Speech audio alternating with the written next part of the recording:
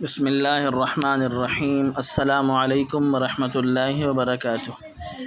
بچے رمضان کیسے گزاریں؟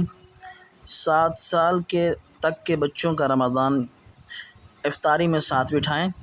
افطار سے 15 منٹ پہلے کچھ نہ کھانے پینے کی عادت بنائیں۔ افطار سے 10 منٹ پہلے اپنے لیے اور سب گھر والوں کے لیے دعا کرنے کی عادت بنائیں۔ چھوٹی چھوٹی تسبیحات نماز کے اوقات میں پڑھوائیں، جیسے سبحان اللہ، الحمد للہ، اللہ اکبر۔ افطار کی دعا یاد کرائیں۔ دن میں کسی بھی وقت قرآن کریم پڑھنے کا وقت مقرر کر لیں۔ اگر نورانی قاعدے پر ہے تو وہ پڑھائیں اور کسی سپارے پر ہے تو وہ پڑھائیں۔ بچے کے ہاتھ سے حسب توفیق صدقہ کرائیں۔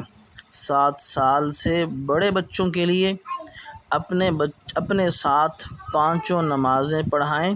سحر اور افطار میں ساتھ بٹھائیں۔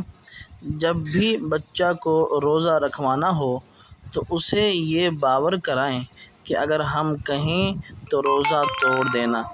کچھ ایسے واقعات ہوئے ہیں جن میں بچے کی حالت بھوک یا پیاس سے خراب ہو گئی اور اس نے روزہ توڑنے سے انکار کر دیا۔